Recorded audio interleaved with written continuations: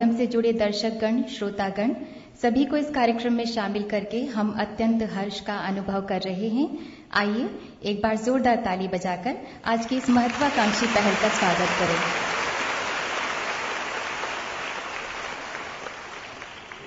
अब रोज सुबह भारतवासियों की आंखों में एक नया सूरज निकलता है। करोड़ों उम्मीदें अब सपने बुनने लगी हैं। आज का ये कार्यक्रम युगकर्ता पंडित दीनदयाल उपाध्याय के आदर्शों पर चलकर श्रमेव जयते को चरितार्थ करते हुए न सिर्फ श्रमिक गण और उद्योगों को सरलता, सहजता और पारदर्शिता मुहैया कराएगा, बल्कि बुलंद भारत के सपने को अपनी मंजिल तक पहुंचाने में एक उत्प्रेरक का काम भी करेगा। ये पहल महज एक कदम नहीं बल्कि व्यवस्था में परिवर्तन करके एक नए बदलाव की क्रांतिकारी शुरुआत है। अब हम श्रम एवं रोजगार राज्य मंत्री माननीय श्री विष्णुदेव साय से निवेदन करते हैं कि कृपया स्वागत भाषण दें।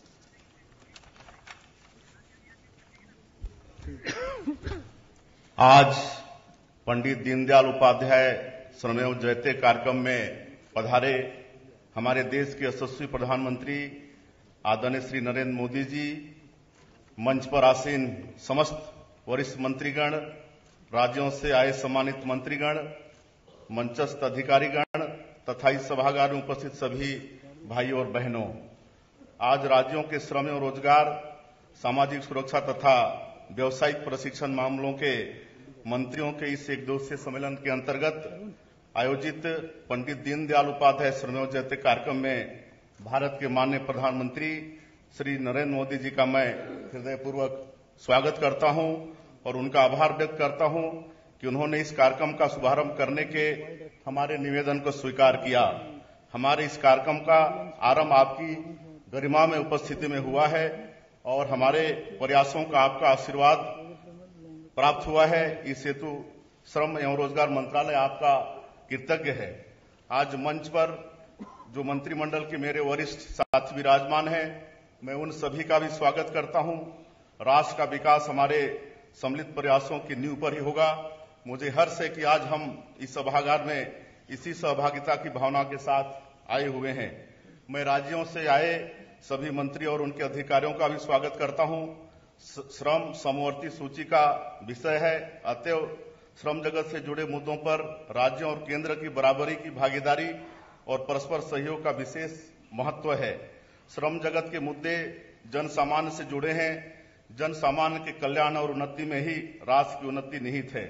इस बैठक के माध्यम से स्वस्थ विचार विमर्श तथा प्रभावपूर्ण सहयोग के हमारे साझा प्रयासों को और बल मिलेगा।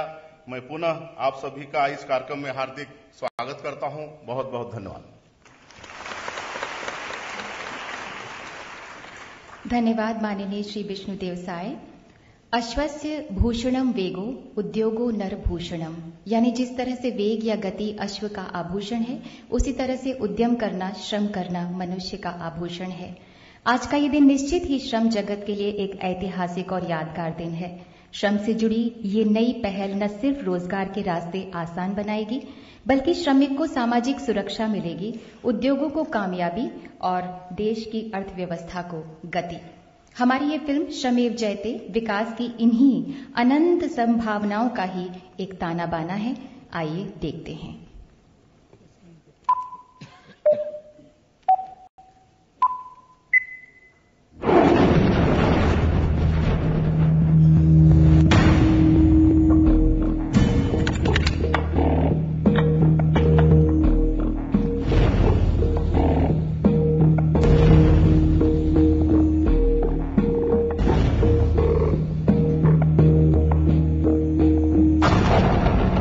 पहले अनदेखी सी दीवारों से टकराता हुआ विकास, सामने होती थी मंजिल पर पा नहीं सकता था नौजवान, मगर अब दीवारें टूटेंगी, दरवाजे खुलेंगे। देश के करोड़ों श्रमिक, उत्पादक और युवा मिलकर करेंगे एक श्रम क्रांति का आगाज।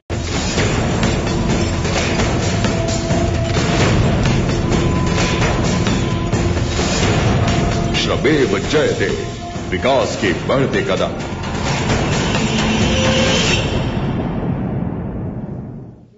मेरे प्यारे देशवासियों, सारा विश्व इस बात में कन्विंस है कि 21वीं सदी एशिया की सदी। जिस देश का नौजवान अपने सामर्थ्य से अपना भविष्य बनाने के लिए कृत संकल्प हो, उस देश को पीछे मुड़ करके देखने की आवश्यकता नहीं।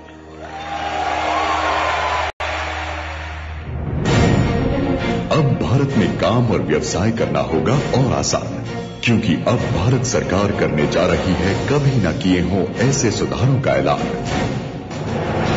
फॉर द एम्प्लॉयर्स, पहले रिटर्न्स फाइल करने के लिए लंबा इंतजार, इंस्पेक्शन की परेशानी, वक्त की बर्बादी।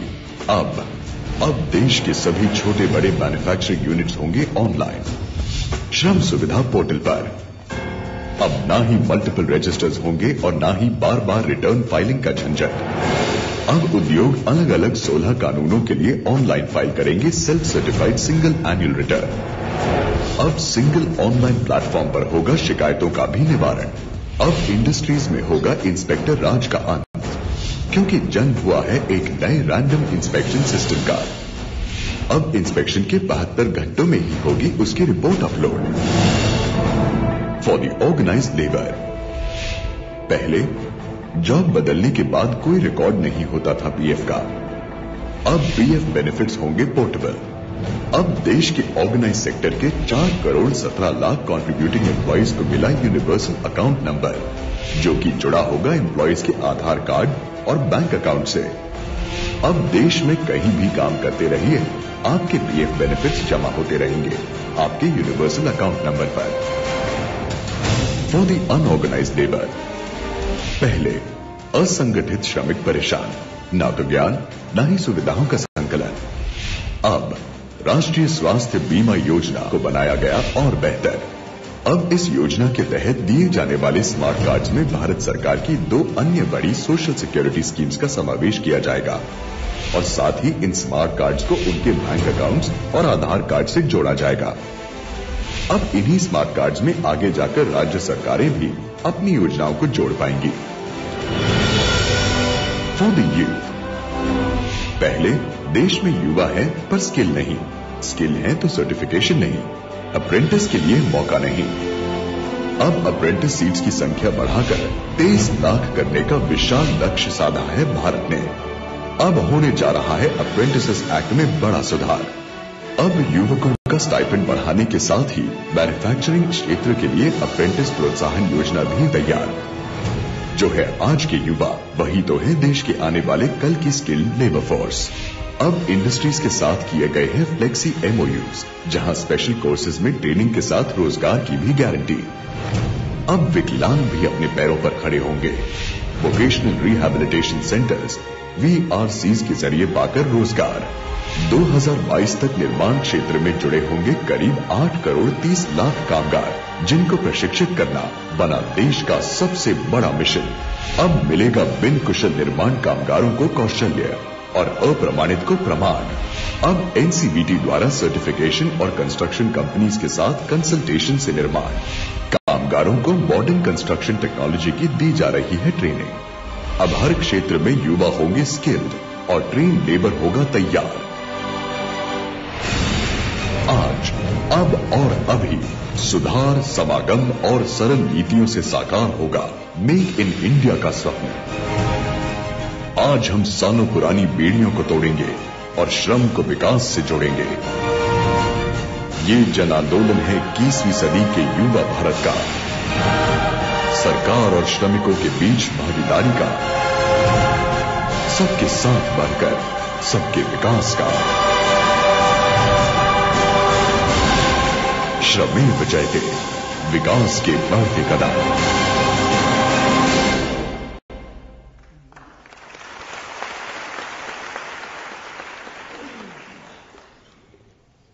तो अभी आपने देखा कि मंत्रालय की पहल ईज ऑफ कंप्लायंस किस तरह से राष्ट्र की पहल डेमोग्राफिक डिविडेंड से मिलकर एकाकार हो गई। इस कार्यक्रम से प्रत्यक्ष रूप से जुड़ा श्रम एवं रोजगार मंत्रालय बड़ी कर्मठता से इस मुहिम के हर आयाम को पूर्णता का आकार देने में लगा हुआ है।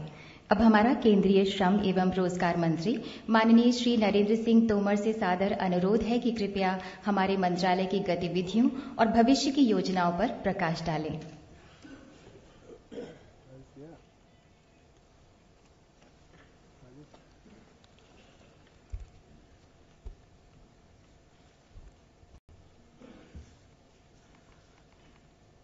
आज के इस अवसर पर हम सबके मध्य विराजमान इस देश की आशाओं के केंद्र भारतवर्ष के यशस्वी प्रधानमंत्री माननीय श्री नरेंद्र मोदी जी, मंच पर विराजमान हमारे माननीय मंत्री श्री कलराज मिश्र जी, माननीय मंत्री श्री अनंत कुमार गीते जी, माननीय मंत्री डॉक्टर हर्षवर्धन जी, हमारे मंत्रालय के राज्य मंत्री माननीय श्री विष्णुदेव साय जी, विभाग की सचिव श्रीमती गौरी कुमार जी और इस अवसर पर उपस्थित केंद्र सरकार के अन्य मंत्रीगण, राज्यों से पधारे माननीय मंत्रीगण, अधिकारी साहिबान और कार्यक्रम में भाग लेने के लिए आए सभी उपस्थित भाइयों और बहनों।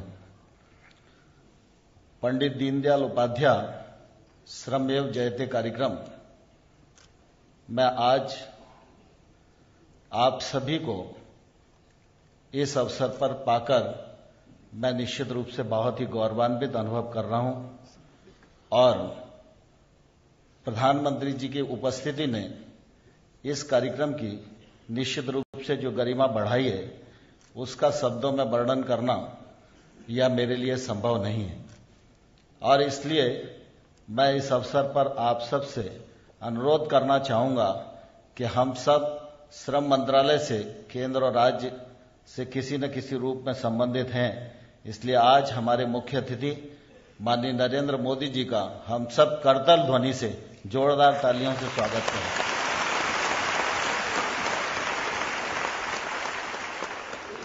देश में नई सरकार के गठन के पश्चात माननीय मोदी जी के नेतृत्व में एक नई आशा का संचार हुआ है। सारा देश तो उन्हें आशा भरी नजरों से देख ही रहा है, लेकिन आज दुनिया का राजनीतिक मंच भी माननीय मोदी जी की ओर आशा भरी नजरों से देख रहा है। माननीय मोदी जी ने कार्यभार ग्रहण करने के बाद हम सबको कहा है कि शासन में सुशासन, पारदर्शिता और सेवा और कल्याण निहित होना चाहिए। शासन एक व्यवस्था है, लेकिन अगर पारदर्शिता और सुशासन नहीं है तो ऐसे शासन का कोई मतलब नहीं है।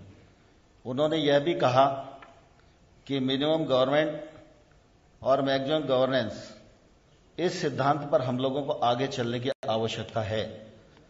मुझे प्रसन्नता है कि माननीय प्रधानमंत्री जी की इच्छा, देश की आवश्यकता, समय की मांग, इसको दृष्टिगत रखते हुए जो उनका आह्वान है, उस आह्वान को पूर्णता प्रदान करने के लिए श्रम और रोजगार मंत्रालय ने कुछ कदम आगे बढ़ने की कोशिश की है और उन्हीं कदमों में जो नई पहल है उसका शुभारंभ करने के लिए आज हम सब लोग यहां एकत्रित हुए हैं। आज आप सब लोगों ने फिल्म देखी। फिल्म में आज श्रम सुविधा पोर्टल, इसका शुभारंभ माननीय प्रधानमंत्री जी के द्वारा आज संपन्न होगा। यूनिवर्सल अकाउंट नंबर, इसका शुभारंभ भी होगा। इंस्पेक्शन स्कीम, इसका शुभारंभ भी होगा और अप्रेंटिस प्रोत्साहन योजना। श्रम सुविधा पोर्टल यह एक तौर से श्रमिकों के क्षेत्र में, नियोक्ताओं के क्षेत्र में एक क्रांतिकारी पहल है और इससे पारदर्शिता भी आएगी, काम करने में सरलता भी होगी। इस पोर्टल के माध्यम से विभाग 6-7 लाख जो औद्योगिक इकाइयां हैं उनको एक श्रम पहचान नंबर देगा और ये सारी की सारी इकाइयां श्रम विभाग के जो 16 कानून हैं, श्रम विभाग के कानून तो 44 हैं, लेकिन 16 कानून ऐसे हैं जिनको सीधा सीधा केंद्र सरकार के द्वारा लागू किए जाते हैं, शेष कानून राज्यों के द्वारा लागू होते हैं। 16 कानूनों में इस पोर्टल में 7 लाख औद्योगिक इकाइयां अपना ऑनलाइन रिटर्न भर सकेंगे, उसका स्वप्रमाणन भी कर सकेंगे। यह समय की आवश्यकता थी, इससे भागदौड़ में भी कमी आएगी, पारदर्शिता भी बढ़ेगी और निश्चित रूप से काम करने में सरलता दिखेगी। हमारा प्रोविडेंट फंड काम करता है, इसके अंतर्गत 4 करोड़ 17 लाख श्रमिक आते हैं। 4 करोड़ 17 लाख श्रमिक को यूनिवर्सल अकाउंट नंबर दे रहे हैं। कभी कभी अखबारों में हम लोग पढ़ते हैं कि प्रोविडेंट फंड में 27,000 करोड़ रुपया ऐसा डला हुआ है जिनका कोई दावा करने वाला नहीं है, लेकिन यह सच है कि 27,000 करोड़ रुपया है, लेकिन वो दावा रहित है, यह सच नहीं है। एक व्यक्ति एक कारखाने में 6 महीने काम करता है और उसके बाद उसकी दूसरी जगह 1000 किलोमीटर दूर नौकरी लग जाती है। 6 महीना का प्रोविडेंट फंड एक जगह जमा हो गया, अब उसको लाने के लिए वो दोबारा आ नहीं पाता और इसके कारण वो प्रोविडेंट फंड ट्रांसफर नहीं हो पाता और उसका खाता एक तौर से निष्क्रिय पड़ा रहता है। यूनिवर्सल अकाउंट नंबर के माध्यम से ये होगा, पोर्टेबिलिटी हो जाएगी। एक अकाउंट नंबर होगा, एक व्यक्ति एक जगह से नौकरी छोड़ेगा, दूसरी जगह जाएगा, वहीं ऑपरेट होगा, उसी नंबर से उसका पैसा जमा होगा, उसको वो कभी भी देश भर में देख सकता है अपने अकाउंट में उसका पैसा जमा है कि नहीं, वो पूरा ऑनलाइन होगा। ये पूरे देश में श्रमिकों को एक बड़ी सुविधा इसके माध्यम से दे रहे हैं। श्रम निरीक्षण योजना, हम सब कई बार चर्चा में बात करते हैं कि इंस्पेक्टर राज से बहुत परेशान है। इंस्पेक्टर जरूरी भी है क्योंकि बिना निरीक्षण और मॉनिटरिंग के कोई काम आगे नहीं बढ़ सकता, लेकिन निरीक्षण में पारदर्शिता होनी चाहिए, ईमानदारी होनी चाहिए, गतिशीलता होनी चाहिए। यह अभी तक अभाव दिखाई देता था, इसलिए नई इंस्पेक्शन स्कीम विभाग ने बनाई है। अब यह इंस्पेक्शन स्कीम के अंतर्गत कल यदि किसी इंस्पेक्टर को किसी फैक्ट्री में इंस्पेक्शन करने के लिए जाना है तो आज शाम को कंप्यूटर द्वारा जनरेट होगा कि उसको कौन सी फैक्ट्री अलॉट की गई है। तो एक व्यक्ति एक ही फैक्ट्री में 10 बार हैरेस करने के लिए इंस्पेक्शन नहीं कर सकेगा और जिन फैक्ट्रियों में कभी इंस्पेक्शन नहीं होता उन फैक्ट्रियों में भी कवरेज एरिया इंस्पेक्शन का बढ़ेगा और 72 घंटे के भीतर इंस्पेक्टर को अपनी रिपोर्ट ऑनलाइन पोर्टल पर फाइल करनी पड़ेगी। अगर 72 घंटे में वो फाइल नहीं करेगा तो वह उसके लिए बंद हो जाएगा और उसके बाद उस पर अनुशासनात्मक कार्रवाई होगी। इसी प्रकार से अप्रेंटिस योजना, प्रोत्साहन योजना का भी शुभारंभ माननीय प्रधानमंत्री जी आज करने वाले हैं। हम सब इस बात को भलीभांति जानते हैं कि आज स्किल की बहुत आवश्यकता है और माननीय प्रधानमंत्री जी ने भी अपने उद्बोधन में लोकसभा में ये कहा था कि हमको स्किल इंडिया बनाना है और सिर्फ स्किल इंडिया ही नहीं बनाना, स्किल इंडिया का स्केल भी बढ़ाना है। तो स्किल इंडिया बनाना है, इसके लिए निश्चित रूप से श्रम और रोजगार विभाग की बड़ी भूमिका है।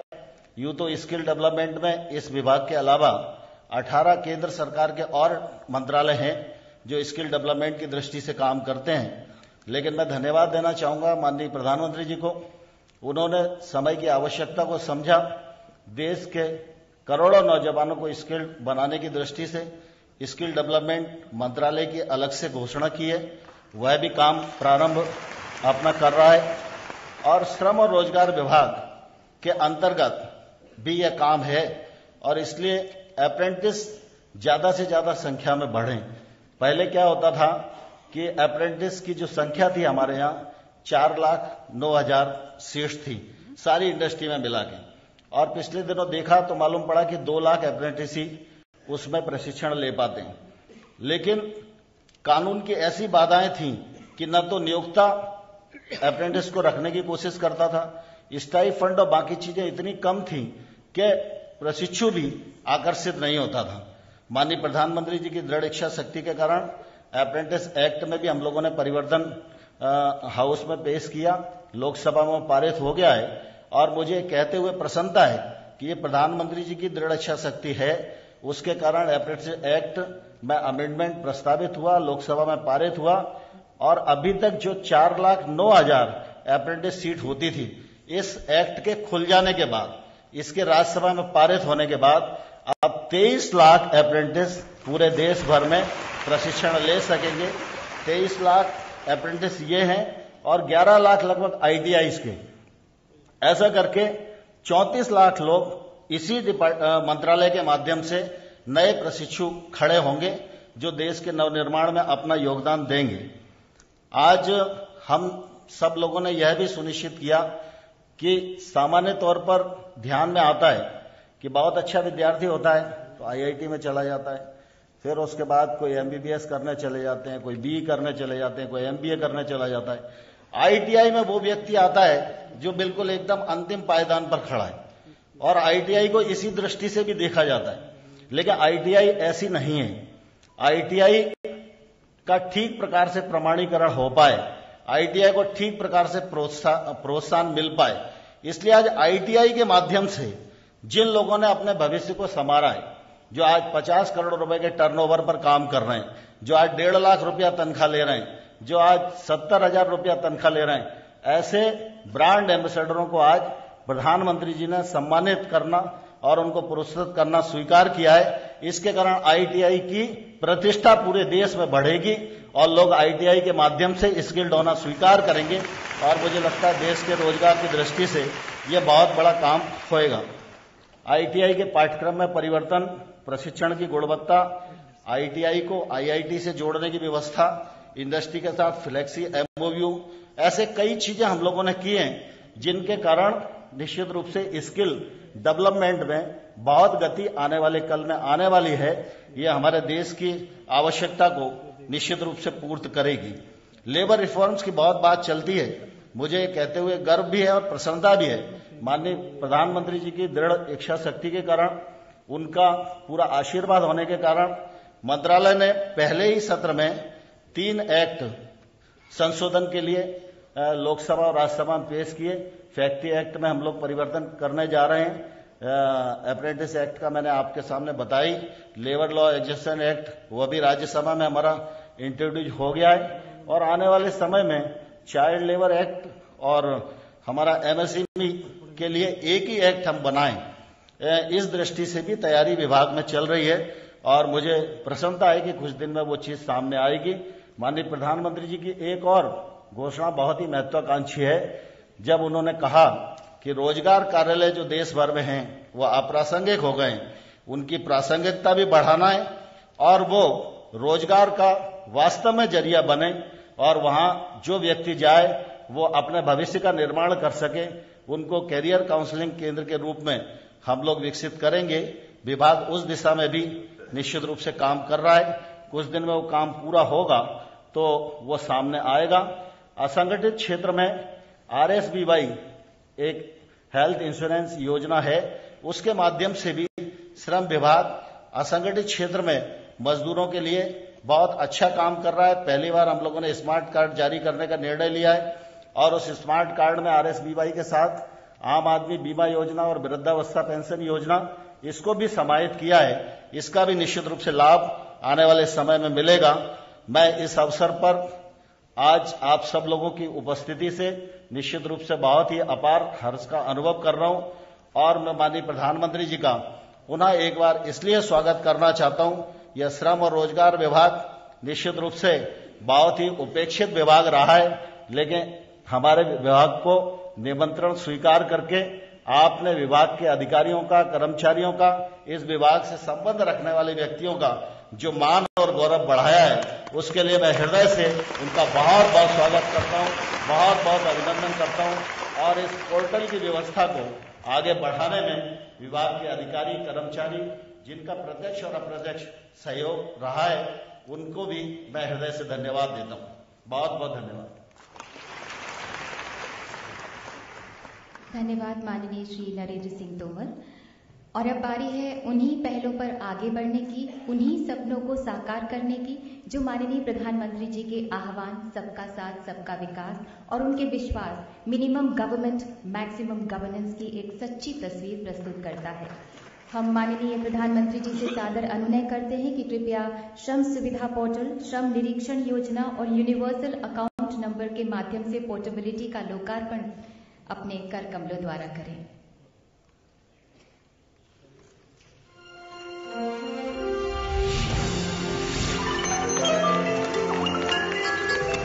विशिष्ट श्रम पहचान संख्या के आवंटन पर आपको बधाई। इस ऑनलाइन श्रम सुविधा पोर्टल से आप श्रम कानूनों का स्वप्रमाणन व अनुपालन सुगमता से कर सकेंगे। Congratulations on allotment of unique labor identification number. This will help you to self-certify and comply easily with labor laws through online Shram Suvidha Portal facility. 6.5 lakh व्यवसायों को आवंटित किए गए यूनिक लेबर आइडेंटिफिकेशन नंबर। श्रम सुविधा पोर्टल, अब व्यवसाय करना हो गया और भी आसान।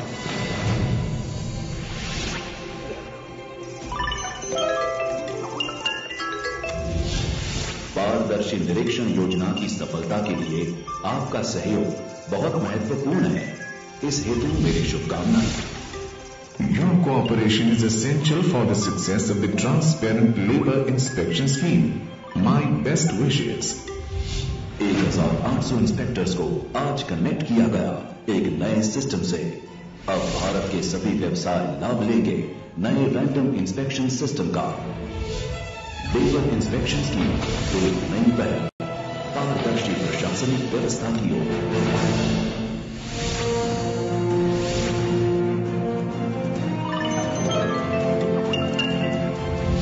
कर्मचारी भविष्य निधि में पोर्टेबिलिटी की सुविधा प्राप्त होने पर बधाई।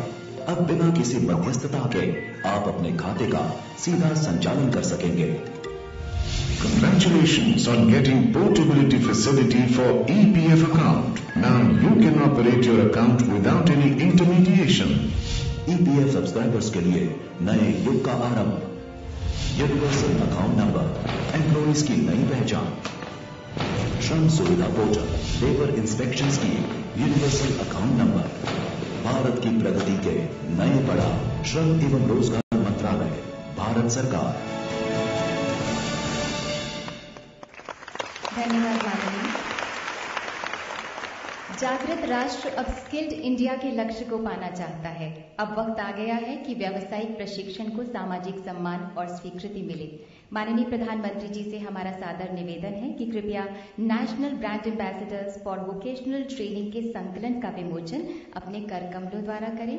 साथ ही अखिल भारतीय कौशल प्रतियोगिताओं की स्मारिका का भी विमोचन करें। माननीय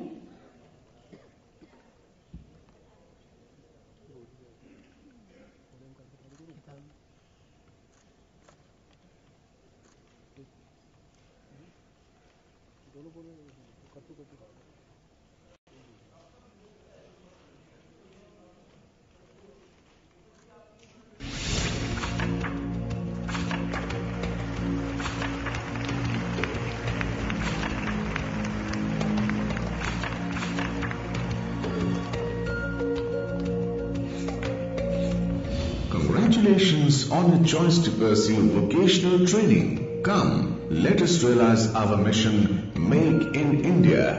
Best wishes for a successful career. व्यावसायिक प्रशिक्षण लेने के निर्णय पर आपको बधाई। आइए हम भारत में निर्माण के अपने मिशन को साकार करें। सफल करियर के लिए शुभकामनाएं।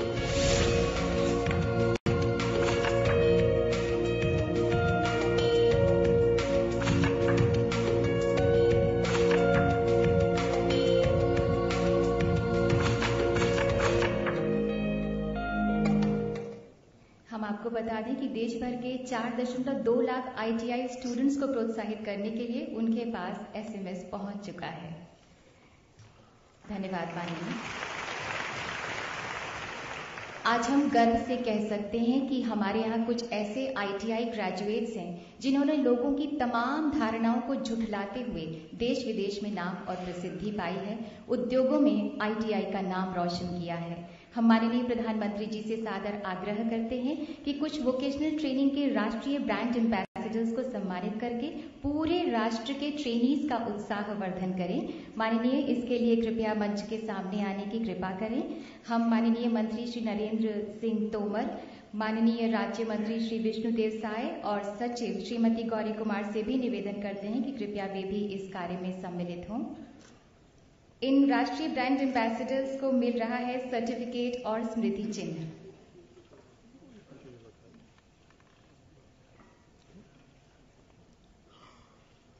श्री ए गोपालकृष्णन, तमिलनाडु के एक निर्धन परिवार के गोपालकृष्णन ने ITI से टर्नर व्यवसाय करने के उपरांत कोयम्बटूर में अप्रेंटिस के रूप में कार्य किया था। आज आप 43 करोड़ रुपए के वार्षिक टर्नओवर वाले 3 कारखानों के न सिर्फ मालिक हैं बल्कि 200 लोगों को रोजगार प्रदान कर रहे हैं। श्री के कनगराज, गरीब परिवार के कनगराज ने ITI से डीजल मैकेनिक व्यवसाय में प्रशिक्षण प्राप्त किया। 1982 में अप्रेंटिस कार्यक्रम के उपरांत आपने ONGC लिमिटेड में सहायक तकनीशियन के रूप में कार्य किया। आप 1,40,000 रुपए वेतन प्राप्त कर रहे हैं।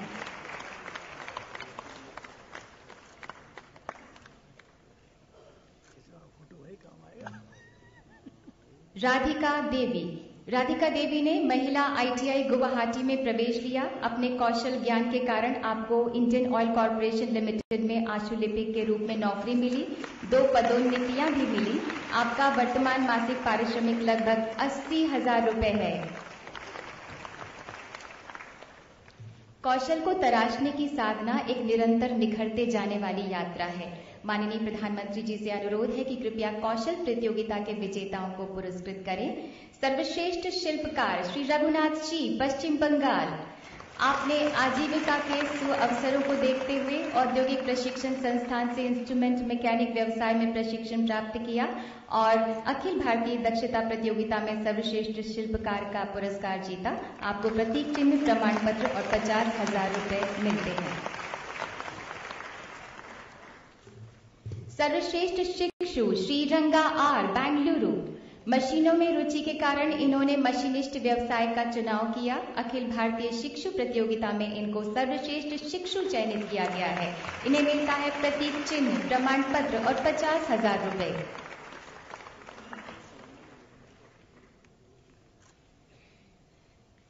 सर्वश्रेष्ठ राज्य का पुरस्कार प्राप्त किया है पश्चिम बंगाल ने। ये पुरस्कार उस राज्य को दिया जाता है जिसके पात्र प्रतियोगियों के प्राप्तांकों का योग्य अधिकतम होता है। श्री सुशील कुमार प्रामाणिक, निदेशक औद्योगिक प्रशिक्षण, पश्चिम बंगाल का प्रतिनिधित्व कर रहे हैं। इन्हें मिलती है एक शील्ड। सर्वश्रेष्ठ प्रतिष्ठान का पुरस्कार मिल रहा है बॉश इंडिया बेंगलुरु को। May I request mister Franz Hauber, the executive member of the board and executive vice president manufacturing and quality watch India to please come upon to the stage and receive the award. ये पुरस्कार उस प्रतिष्ठान को दिया जाता है जिसके शिक्षु सभी व्यवसायों के सम्मिलित अंकों के आधार पर अधिकतम अंक प्राप्त करते हैं। हमारी अनुनय है माननीय प्रधानमंत्री जी से कि अप्रेंटिस प्रोत्साहन योजना के अंतर्गत उद्योगों को अप्रेंटिस रखने हेतु प्रोत्साहित करने के लिए कृपया 3 अप्रेंटिस को स्वीकृति पत्र प्रदान करें। तो श्री रवीना दिलीप भालेराव, मुंबई, महाराष्ट्र, इनको message milestone PLM solutions private limited के द्वारा ड्राफ्ट्समैन मैकेनिकल व्यवसाय में अप्रेंटिस नियुक्त किया गया है। इन्हें स्मृति चिन्ह प्रदान किया जा रहा है। जनाब इमरान नाजिम अख्तर, रायगढ़, महाराष्ट्र, इनको messrs Maestrom electronics and telecom systems limited के द्वारा इलेक्ट्रॉनिक्स मैकेनिक व्यवसाय में अप्रेंटिस नियुक्त किया गया है।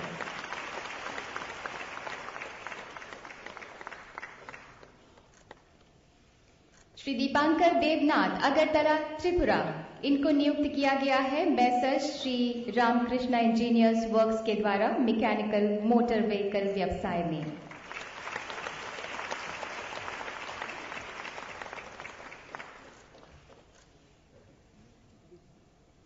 बहुत बहुत धन्यवाद माननीय प्रधानमंत्री जी, बहुत बहुत धन्यवाद। अब होगा सबका विकास, भारत का विकास। राष्ट्रीय ध्वज में चक्र प्रगति का प्रतीक है। अब भारत की विजय विकास यात्रा बिना रुके, बिना थमे, बिना थके चलेगी। माननीय प्रधानमंत्री जी की उपस्थिति ही भारतवासियों के लिए उत्साह और उमंग का कारण बन जाती है। माननीय, आपके सारे इनिशिएटिव्स राष्ट्र में एक ऊर्जा का संचार कर रहे हैं, चाहे उद्योग हो, श्रम हो या ग्राम, अर्थव्यवस्था हो या स्वच्छता, मेक इन इंडिया हो या स्किल्ड इंडिया। दुनिया के सामने भारत का ये उद्घोष अब हो चुका है कि इंडिया हैज अराइव्ड। माननीय, इस राष्ट्रीय गर्व के लिए देशवासियों का हार्दिक धन्यवाद। हम आपसे अनुनय करते हैं माननीय कि कृपया हमें संबोधित करें, हम सबको राह दिखाएं।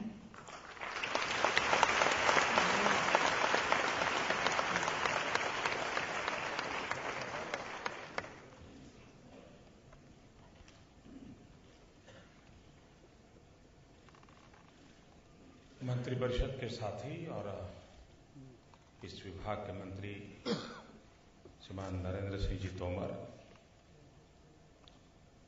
श्री कलराज मिश्र जी, श्री अनंत गीते जी,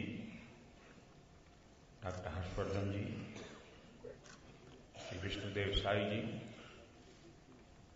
सचिव श्रीमती गौरी कुमार, राज्यों से आए हुए सभी मंत्री महोदय,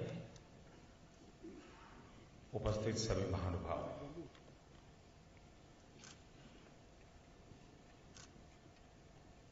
श्रम एव जयते, हम सत्यमेव जयते से परिचित हैं।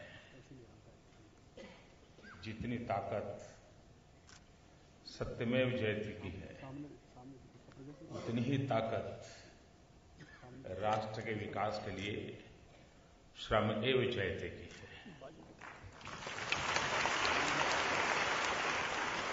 और इसलिए श्रम की प्रतिष्ठा कैसे बढ़े। दुर्भाग्य से हमारे देश में व्हाइट कॉलर जॉब, उसका बड़ा गौरव माना गया। कोई कोट पैंट टाई पहना हुआ व्यक्ति घर में दरवाजे पर आकर के अगर बेल बजाता है, पूछने के लिए फलाने भाई है क्या, तो हम दरवाजा खोल कर आइए बैठे बैठे, क्या काम था।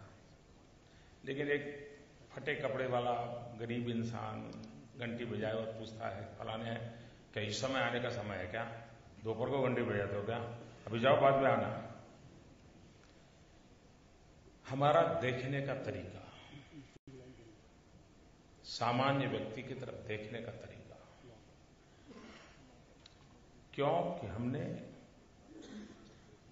श्रम को प्रतिष्ठित नहीं माना है।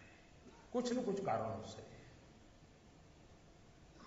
हमें उसके नीचे दर्जे का माना है।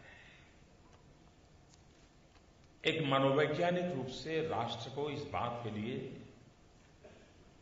गंभीरता से सोचना भी होता है और स्थितियों को संभालने के लिए, सुधारने के लिए अविरत प्रयास करना भी आवश्यक होता है।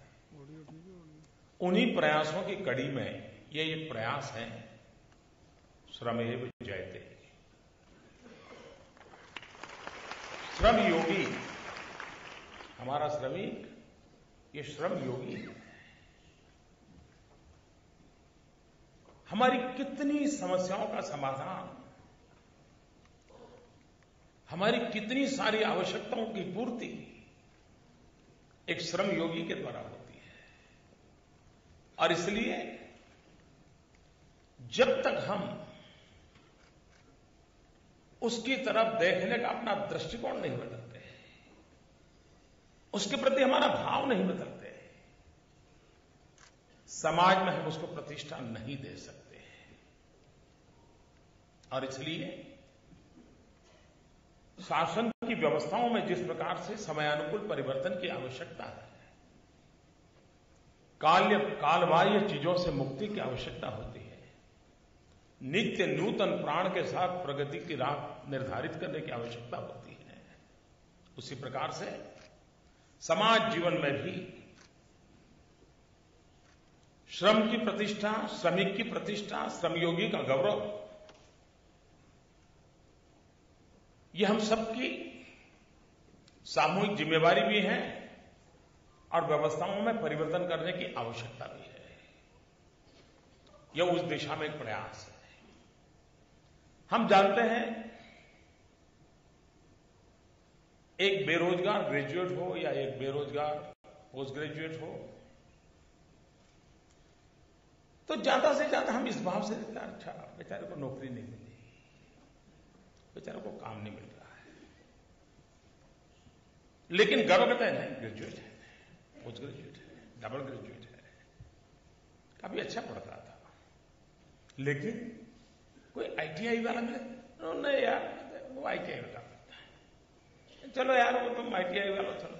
यानी हमारी टेक्निकल एजुकेशन की सबसे एक प्रकार का शिशु मंदिर है, सबसे छोटी इकाई है, लेकिन हमने पता नहीं क्यों उसके प्रति इतना हीन भाव पैदा किया। जो बच्चा आईटीआई में पढ़ता है वो भी कभी रेल में बस में कोई मिल जाता है तो अपना परिचय नहीं देता है कहां पढ़ता है, उसको संकोच होता है, आईटीआई वो बोलना बुरा मानता है, उसको लगता है।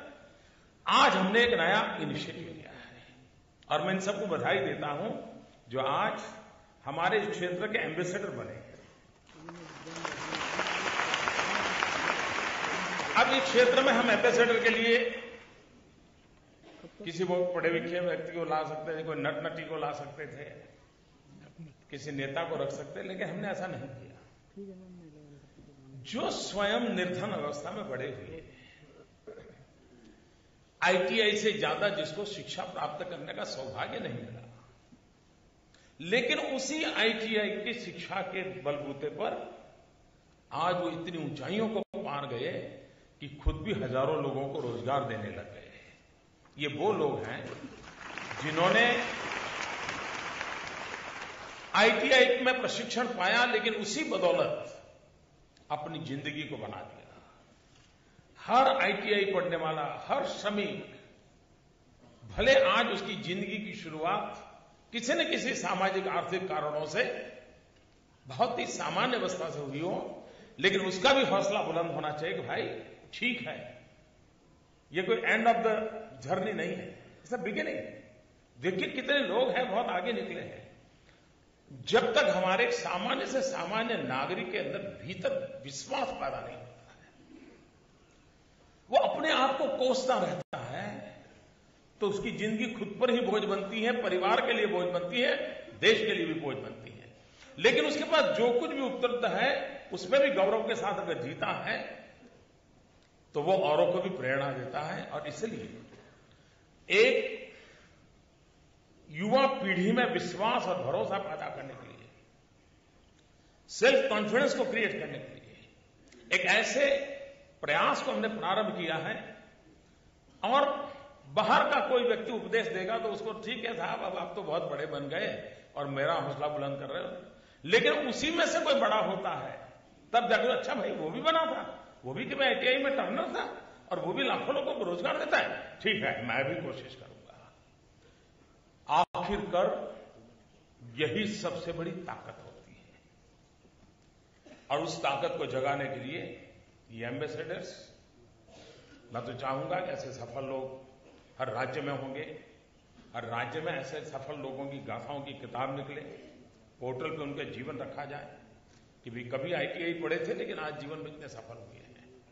तो इस क्षेत्र में काम करने वाले करोड़ों लोग हैं हमारे गरीब, उनका विश्वास पैदा होगा और हर बार ऐसे लोगों को सम्मानित करना, उनको कोई तालुका का ब्रांड एम्बेसडर हो सकता है, कोई जिले का बड़ा ब्रांड एम्बेसडर हो सकता है, कोई राज्य का ब्रांड एम्बेसडर हो सकता है, कोई राष्ट्र का ब्रांड। धीरे धीरे धीरे इस परंपरा को विकसित करना है मुझे, नीचे तक उसको परकोलेट करना है, उसका एकदम से हॉरिजॉन्टल इसको काफी स्प्रेड करना है। मैं चाहूंगा सब राज्य से हमारे मंत्री महोदय आए हैं, वो उस दिशा में उनकी प्रतिष्ठा के लिए कुछ न कुछ करेंगे। उसी प्रकार से ITI एक ऐसी व्यवस्था नहीं है कि जो प्राणहीन हो। कभी कभार कागजी लिखापट्टी में जो विफल रहते हैं, उनका एक ऐसा सॉफ्टवेयर परमात्मा ने उसको दिया होता है कि मैकेनिकल वर्क में, टेक्निकल वर्क में वो बहुत इनोवेटिव होते हैं। हमारी ITIs में ऐसे जो होनहार लोग हैं, उनको अवसर मिलना चाहिए। अगर 2 घंटे बाद में उसको ITI में बैठ करके मशीन पे काम करना है, तो उसको अवसर मिलना चाहिए। यहां कुछ लोगों को इसके लिए अवार्ड दिया गया कि अपना टेम्परामेंट होने के कारण इस व्यवस्था का उपयोग करते हुए उन्होंने कोई न कोई नई चीज, इनोवेशन के लिए कोशिश की, कुछ नया प्रयास किया। एक डिसिप्लिन में गया, लेकिन मल्टीपल डिसिप्लिन को ग्रास्प करने की उसके अंदर ताकत थी।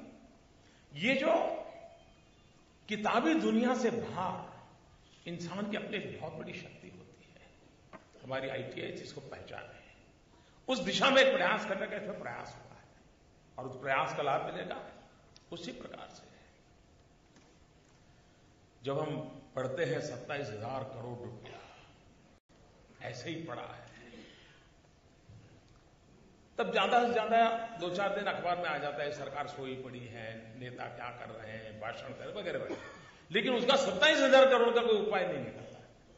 पड़ा है, क्या क्या करे साहब, कोई लेने वाला नहीं आता है। मैं हैरान हूं, हमारे देश में मोबाइल फोन, आप स्टेट बदलो तो नंबर चल जाता है, आप दूसरे देश चले जाओ नंबर बदल जाता है। सर्विस प्रोवाइडर इस राज्य में है, दूसरे राज्य में नया सर्विस प्रोवाइडर है, तो वो प्रोवाइडर आपका कनेक्टिविटी दे देता है। मोबाइल फोन वाले के लिए सब सुविधाएं हो सकती हैं। एक गरीब इंसान नौकरी छोड़ करके दूसरी नौकरी पर जाए, उसको वो लिंक क्यों नहीं मिलनी चाहिए? इसी सवाल ने मुझे झकझोरा और उसी में से रास्ता निकला कि अगर उसके साथ एक परमानेंट नंबर लग जाएगा, वो कहीं पर भी जाए अकाउंट उसके साथ चलता चला जाएगा, फिर उसका पैसा कभी कहीं नहीं जाएगा। इस प्रयत्न के कारण ये 27,000 करोड़ रुपए जो पड़े ना, जिन किसी न किसी गरीब की पसीने के पैसे हैं, वो सरकार की मालिकी के पैसे नहीं है। मुझे उन गरीबों को पैसा वापस देना है और इसलिए मैंने खोज शुरू की इस ID कार्ड नंबर से। वैसे कोई सरकार 27,000 करोड़ की स्कीम लगा दे तो वो सालों भर चलता है, वाह कैसी योजना लाए, कैसी योजना लाए, लेकिन योजना का कौन है, क्या हुआ, कोई पूछता नहीं। ये ऐसा काम है जो दुनिया कहते हैं मोदी का क्या विजन है, उनको दिखेगा नहीं इसमें, क्योंकि वो विजन देखते देखते उनके चश्मे के नंबर आ गए हैं, इसलिए उनको नहीं दिखाएगा। लेकिन इससे बड़ा कोई विजन नहीं हो सकता है। 27,000 करोड़ रुपया गरीब का पड़ा है, गरीब की जेब में वापस जाए, इसके लिए कहीं तो शुरू करें। हो सकता है कुछ लोग नहीं होंगे जिनका रहे नहीं होंगे। एक सही दिशा में प्रयास है, उसमें बैंकिंग को जोड़ा है, इंडस्ट्रियल हाउसेस को जोड़ा है और उस व्यक्ति को भी इसका मिल रहा है। और देखा होगा आपने, योजना दिया जला करके लॉन्च नहीं की गई है, योजना किसी किताब का फोल्डर खोल करके नहीं की गई। एक्चुअली योजना में उन सबको SMS चला गया है, लाखों लोगों को, और योजना लागू हो गई है। यानी पूरी मेहनत पहले पूरी कर दी गई है, बाद में उसमें लाया गया है। वर्क कल्चर कैसे बदला जाता है इसका नमूना है। वरना क्या होता, आज हम लॉन्च करते, फिर 4-6 महीने के बाद रिव्यू करते, 1 साल के बाद हम आते, अब हो गया है, तो योजना वहीं की भी रह जाती। पहले पूरा करो, उसके बाद लोगों के पास ले जाओ। ये प्रयास किया है। मैं इसके लिए मंत्रालय को और उसकी पूरी टीम को बहुत बहुत बधाई देता हूं कि एडवांस में उन्होंने काम किया। उसी प्रकार से हमारे देश का एक सबसे बड़ी समस्या ये है कि हम जो सरकार में बैठे हैं, हम मानते हैं हमारे साथ ज्यादा कोई जानता ही नहीं है, हमसे ज्यादा समझ किसी को नहीं है। हमसे ज्यादा ईमानदार कोई नहीं है, हमसे ज्यादा देश की परवाह किसी को नहीं है। ये गलत सोच है। 125 करोड़ देशवासियों पर हम भरोसा करें। सरकार आशंकाओं से नहीं चलती है, सरकार प्रारंभ भरोसे से करती है। और इसलिए आपने देखा होगा अंग्रेजों के जमाने से एक व्यवस्था चलती थी कि आपको कोई सर्टिफिकेट को जेरॉक्स करके कहीं भेजना है तो गैजेटेड ऑफिस का साइन लेना पड़ता था। हमने कहा है मुझे समझ नहीं आती है कि तुम तो बेईमान हो, गैजेटेड ऑफिसर ईमानदार है, ये किसने तय किया? ये किसने तय किया? और इसलिए मैंने कहा तुम खुद ही लिख के दे दो हमारा सर्टिफिकेट सही है और दे दो और वो मान्य हो जाएगा। ये सेल्फ सर्टिफिकेशन, ये वो बड़े विजन में नहीं आया होगा क्योंकि 60 साल में वो विजन किसी को दिखाई नहीं दिया है। लेकिन घटना भले छोटी हो, लेकिन उस इंसान को विश्वास पैदा होता है, हां ये देश मेरे पे भरोसा करता है, मेरा सर्टिफिकेट है। और मैं कह रहा हूं मेरा है तो मानो ना। जब नौकरी देते हो तब ओरिजिनल सर्टिफिकेट देखते हैं ना। और इसके कारण ये जो बेचारों नौजवानों को रोजगार लिया कुछ लेना है तो अपना कॉपी सर्टिफाई कराने के लिए इतना दौड़ना पड़ता था, हमने निकाल दिया। इसमें भी हमने उद्योगकारों को कहा है, जो एम्प्लॉयर है, वो बड़े बड़े उद्योगकार नहीं, छोटे छोटे लोग हैं, छोटे छोटे उद्योग है। किसी के यहां 3 एम्प्लॉई है, 5 है, 7 है, 11 है, 18 है, ऐसे लोग हैं। और 50 प्रकार के डिपार्टमेंट उसका गला पकड़ते हैं, 50 प्रकार के उसको फॉर्म भरने पड़ते हैं। दुनिया बदल चुकी है। आखिर के ना मैंने मंत्रालय को कहा, मंत्री भाई ये सब बदल रहा है। मैंने तो इतना ही कहा है बदलना था, लेकिन क्या बदलना है? मंत्रालय ने मेहनत की, अफसरों ने लगातार काम किया और आज 16 बताया आपने, 16 में से 16 अलग अलग प्रकार के फॉर्म हो गए। कौन सा 4-4, 5-5 पेजेज का होगा, उन सबको हटा करके अब एक बना दिया गया और वो भी ऑनलाइन। और अब किसी को और को जरूरत होगी तो उस नंबर पे जांच करेगा तो सब वहां उपलब्ध होगा। अब वो बार बार उसको पूछने नहीं जाएगा क्या करोगे। ये जो सुविधाएं हैं, और यही तो मैक्सिमम गवर्नेंस है। मिनिमम गवर्नमेंट, मैक्सिमम गवर्नेंस का मतलब क्या? यही है कि अब उनकी सारी झंझटें खत्म हो गई और उन्होंने कह दिया ये है हमारा, हो जाएगा। एक बड़ी समस्या रहती है इंस्पेक्टर राज। ये ऐसा शब्द है जो मैं तो छोटा था तब से सुनते आया, तब तो मुझे लगता है शायद पुलिस वालों के लिए कहते हैं, तब तो मुझे मालूम है, मैं इंस्पेक्टर है ना, हम पुलिस समझते थे। धीरे धीरे बड़े होने लगे, समझने लगे, पता चला सा ये दुनिया तो बहुत बड़ी है भाई, हर गली मोहल्ले में है। क्या इसका कोई समाधान हो सकता है? और इसी में से टेक्नोलॉजी इंटरवेंशन हम लाए। और मैं मानता हूं ई गवर्नेंस, इजी गवर्नेंस है, इफेक्टिव गवर्नेंस है, इकोनॉमिकल गवर्नेंस भी है। At the same time e governance transparency के लिए भी कुल मिलाकर के एक विश्वास पैदा करता है। अब कंप्यूटर ड्रॉ तय करेगा कि कल तुम्हें इंस्पेक्शन कहां करना है, और कंप्यूटर में ड्रॉ होगा तो पता होगा इतने बजे ड्रॉ हुआ, इंस्पेक्शन कितने बजे किया, तो वहां से एसएमएस जाएगा, पता चलेगा कि मास्टर कब पहुंचे, और 72 आवर्स में अपना जो भी रिपोर्ट करना है उनको ऑनलाइन कर देना पड़ेगा। और इसके कारण मैं नहीं मानता हूं कि जो हैरेसमेंट वाला मामला है वो भी रहेगा। और कुछ लोग ऐसे होते हैं कि गलती खूब करते हैं, चोरी बहुत करते हैं और फिर गाली इंस्पेक्टर को देते हैं, देखो आकर के मुझे परेशान हो। तो दोनों तरफ से गड़बड़ होती है। ये दोनों तरफ की गड़बड़ का निराकरण है इसमें, और स्वाभाविक है इसके कारण एक वाइड स्प्रेड एक्टिविटी होगी। मुझे अभी भी कोई समझ नहीं, मैं कभी सोचता हूं हम कार खरीदते हैं, हमारी कार का ब्रेक ठीक है कि नहीं है, एक्सीलरेटर ठीक है कि नहीं है, गियर बराबर काम करते हैं कि नहीं करते हैं, वो सरकारी कोई अफसर आकर के इंस्पेक्ट करता है क्या? हम ही करते हैं ना, क्योंकि हमें मालूम है भाई मुझे जीना मरना है तो मैं गाड़ी मेरी ठीक रखूंगा। ऐसे फैक्ट्री वाले को मालूम है भाई मेरा बॉयलर मैं ऐसे थोड़ा रखूंगा जिसके कारण मैं मर जाऊं, तो हम उसमें भरोसा करें भाई तुम अपना बॉयलर का सर्टिफिकेट लेकर के सरकार में जमा करा दो, तुम्हारा बॉयलर ठीक है, तुम आगे बता दो बस। मैं तो हैरान हूं, कभी किसी जमाने में एक बड़े शहर में 1 या 2 लिफ्ट हुआ करती थी, बड़े शहरों में जिस जमाने में लिफ्ट शुरू हुई। अब सरकार ने लिफ्ट की इंस्पेक्शन सरकार म्युनिसिपैलिटी ने अपने पास रखा, अब हर जगह पर लिफ्ट होने लगी। अब इंस्पेक्टर एक है और लिफ्ट का परीक्षण उसको करना पड़ता है, वो कहां से करेगा? जो सोसाइटी वालों को बोलो भाई तुम 6 महीने में एक बार चेक कराओ, हमको चिट्ठी लिख दो कौन किसने चेक किया और तुम्हारा सर्टिफिकेशन लेटर भेज दीजिए, क्योंकि वो भी तो नहीं चाहता ना लिफ्ट में मरना। हम उसको जितना जोड़ेंगे, उसका जितना भरोसा करेंगे, हमारी व्यवस्थाएं कम होती जाएगी और लोग अपने आप रिस्पॉन्सिबल बनते जाते हैं। उस दिशा में काम करने का एक महत्वपूर्ण प्रयास ये सुविधा पोर्टल के माध्यम से किया गया है।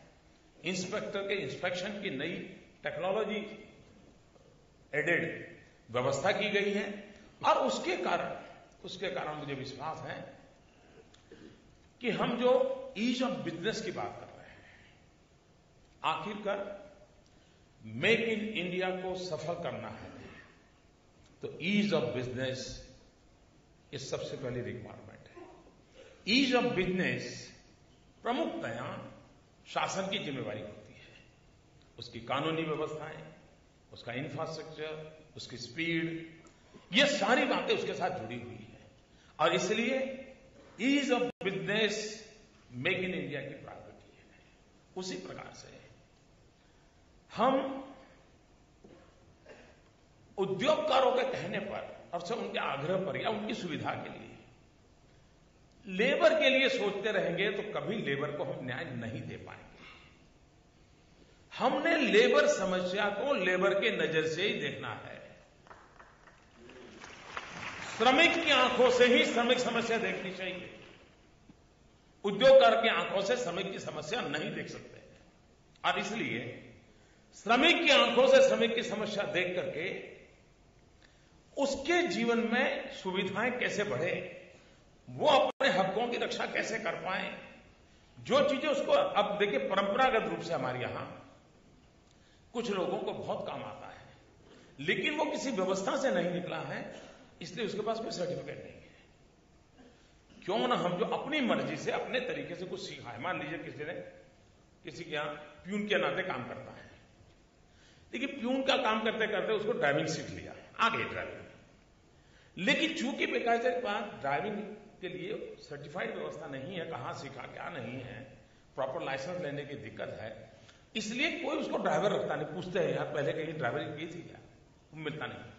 क्यों ना हम इस प्रकार के लोगों के लिए कोई व्यवस्था खड़ी करें कि जो अपनी ताकत से अपने रूप से उन्होंने ज्ञान अर्जित किया है, परंपरा से किया है, उसके वैल्यूएडिशन के लिए काम किया। हम उस दिशा में काम कर रहे हैं ताकि वो फिर एक अथॉरिटी के रूप में जाएगा, हाँ भाई मैं कंस्ट्रक्शन में इन 4 कामों को मास्टरी है मेरा इतने साल का एक्सपीरियंस है, मैंने यहां काम है और जो अथॉरिटी है वो अथॉरिटी ने मुझे दिया हुआ है तो उसको तुरंत, वरना वो क्या होगा अनस्किल्ड लेबर में बेचारा जिंदगी काटता रहता है, जबकि है स्किल्ड लेबर उसके पास किताबी ज्ञान से ज्यादा स्किल है। ये जो अनस्किल्ड में से स्किल्ड में लाना, ये जो ब्रिज है वो इंसान खुद नहीं निकाल सकता, उसके लिए सरकार ने एक लंबी सोच के साथ चिंता करनी पड़ेगी। उस चिंता को पूरा करने का हमारा प्रयास इन प्रयासों के साथ जुड़ा हुआ है और इसलिए अब मुझे बताइए, हमारे देश के नौजवान को रोजगार चाहिए, उद्योगकारों को लोग चाहिए। हम चाहते हैं कि नौजवान बेचारा जो फ्रेश निकला है उसको कहीं न कहीं तो एक्सपोजर मिलना चाहिए, प्रैक्टिस मिलनी चाहिए। वो उद्योगकार उसको घुसने नहीं देता है। क्यों भाई, वो लेबर इंस्पेक्टर आ जाएगा, तुम बाहर रहोगे, तुम आओगे तो मेरी किताब में ऐसा भर जाएगा, मैं कहीं का नहीं रहूंगा, मैं उसमें से बाहर ही नहीं निकलूंगा। वो सरकारी डर से आने नहीं देता, करता है तो कभी बेईमानी से करता है। क्यों ना उसके लिए हम ऐसी व्यवस्था करें ताकि हमारे अप्रेंटिस जो हमारे नौजवानों को अवसर मिले। एक बार अवसर मिलेगा तो जो क्वालिटी मैन पावर है वो अपने आप ऊपर आएगा, उसको अच्छा स्कोप मिल जाएगा और देश की जो रिक्वायरमेंट उस रिक्वायरमेंट पूरी होगी। और इसीलिए जैसा मंत्री जी ने बताया, पार्लियामेंट में इस बात को किया तो 4 लाख अप्रेंटिस आपके 93 लाख बच्चा लगा। अब आप बताइए कितने नौजवानों ऐसे छोटे हर्डल्स हैं, उनको भी अगर स्मूथन अप कर दिया जाए तो हम किस प्रकार से गति दे सकते हैं, ये हम अनुभव कर रहे हैं।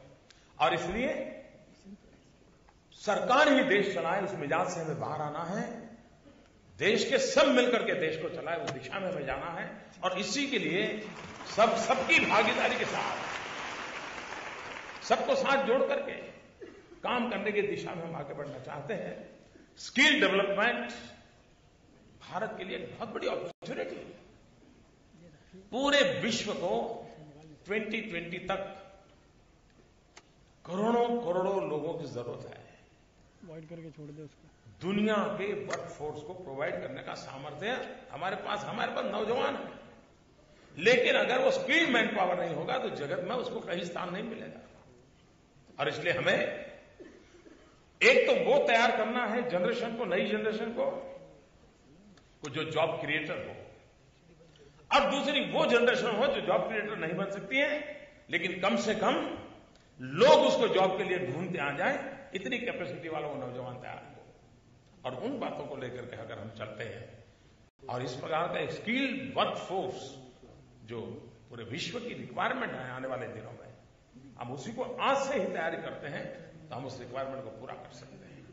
मैंने देखा है, मैं कई ITI के ऐसे स्टूडेंट जानता हूं जिनको विदेशों में, खास करके गल्फ कंट्री में, 1-1, 2-2 लाख रुपए के पैकेज के साथ काम करता है। बड़ी बड़ी कंपनियां नहीं है, क्योंकि इस प्रकार के वर्कफोर्स की बहुत रिक्वायरमेंट बढ़ती चली जा रही है। हम इन बातों पर ध्यान देंगे और हमारी कोशिश यह है कि हमने उस दिशा में प्रयास शुरू किया है। और आज एक साथ, वैसे ये एक योजना ऐसी है कि हर महीने एक लॉन्च करते तो भी बहुत बड़ा काम दिखता, लेकिन मुझे 5 साल में काफी काम करने हैं, इसलिए मैं एक दिन में 5-5 काम निपटा रहा।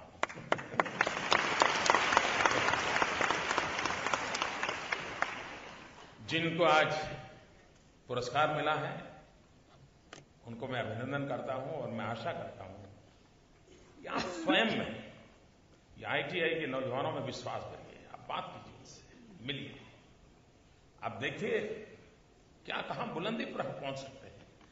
हम श्रमिक का सम्मान करने सीखेंगे। कभी कभार मुझे विचार आता है, कोई बढ़िया सा शर्ट खरीदा हो, पहन करके दफ्तर गए हो या समारोह में गए हो, तो 5-10 दोस्त, वाह क्या बढ़िया शर्ट है, क्या बढ़िया शर्ट है। कॉलेज में गए हैं, बहुत बढ़िया टी-शर्ट पहन के गए, वाह, सब लोग देखते वाह क्या है, तो सेल्फी भी निकाल देता है, सर्कुलेट भी कर देता है। लेकिन क्या कभी सोचा क्या मेरे जेब में पैसे थे इसलिए शर्ट आया? क्या मेरे पिताजी ने 2-4 हजार रुपये मेरे पॉकेट खर्च के लिए दिया था उसके लिए शर्ट आया? नहीं, मेरे पैसों के कारण मेरा शर्ट नहीं आया है। मेरा शर्ट इसलिए आया है कि किसी गरीब किसान ने मई-जून की भयंकर गर्मी में खेत जोता होगा, कपास बोया होगा, बारिश में भी रात भर काम किया होगा,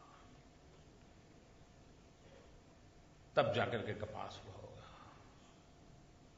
किसी गरीब मजदूर ने उसमें से धागा बनाया होगा, किसी बुनकर के उसको कपड़े में परिवर्तित किया होगा, किसी रंगाटी ने अपनी जिंदगी के रंग की परवाह किए बिना, शरीर के रंग की परवाह किए बिना, हाथ कितने ही रंगों से रंग क्यों न जाए, उस कपड़े को अच्छे से रंग से रंगा होगा। कोई दर्जी होगा जिसने उसको सिलाई की होगी, कोई गरीब विधवा होगी जिसको अपनी बेटी की शादी करवानी है, इसलिए रात रात बुढ़ापे में भी उन कपड़ों पर घास बटन किया होगा। कोई धोबी होगा जिसने बढ़िया सा प्रेस किया होगा, कोई पैकेजिंग करने वाला बच्चा मजदूर होगा, उसने बेचारे ने जाकर के पैकिंग का काम किया होगा, तब जाकर के एक शर्ट बाजार में आकर के मेरे शरीर पर आया होगा, मेरे पैसों के कारण नहीं।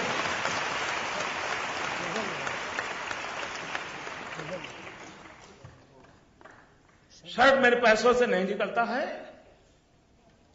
अच्छी साड़ी हो, शर्ट हो, कपड़े हो, किसी न किसी गरीब के परिश्रम का परिणाम होता है। और इसलिए समाज के इन श्रमिक वर्ग के प्रति उस संवेदना के साथ, उस गौरव के साथ अगर देखना हमारा स्वभाव बनता है तो मुझे विश्वास है कि सच्चे अर्थ में ये श्रमयोगी राष्ट्र योगी बनेगा। ये श्रमयोगी राष्ट्र निर्माता बनेगा।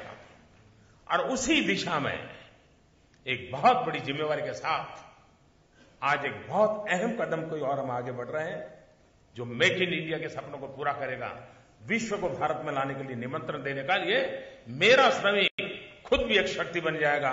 इसी विश्वास के साथ फिर एक बार सबको बहुत बहुत शुभकामनाएं।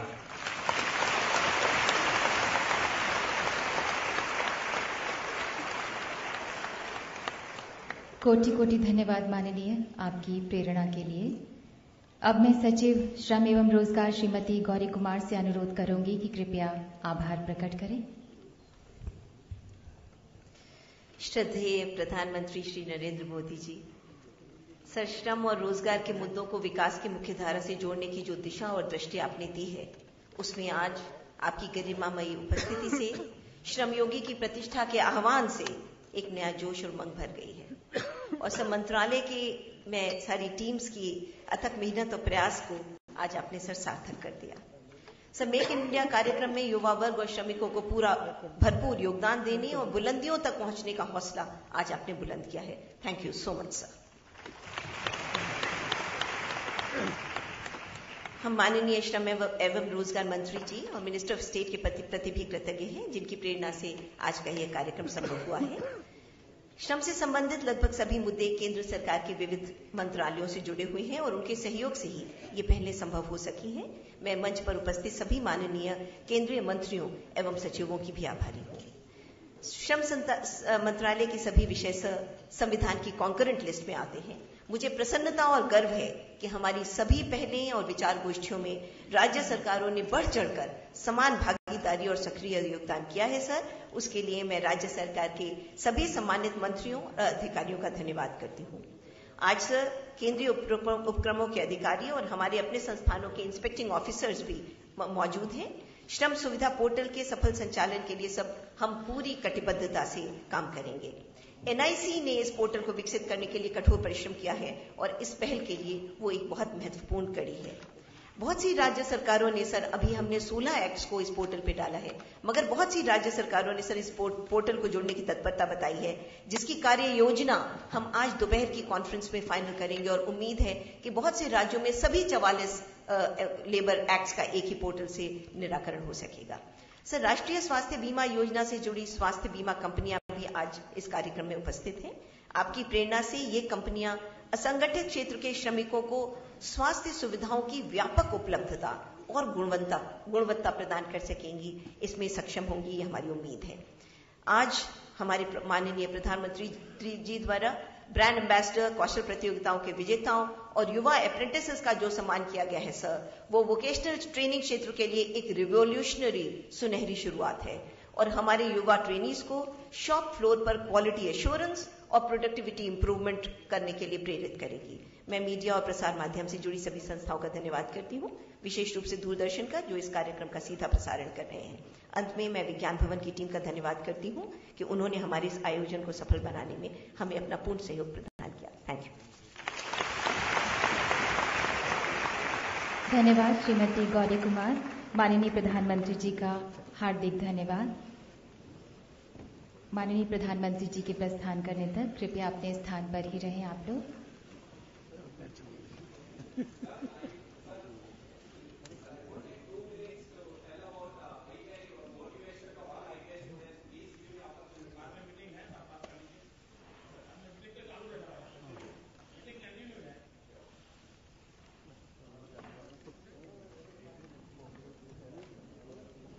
आप सभी से निवेदन है कि माननीय प्रधानमंत्री जी के प्रस्थान करने तक कृपया अपने स्थान पर ही रहें।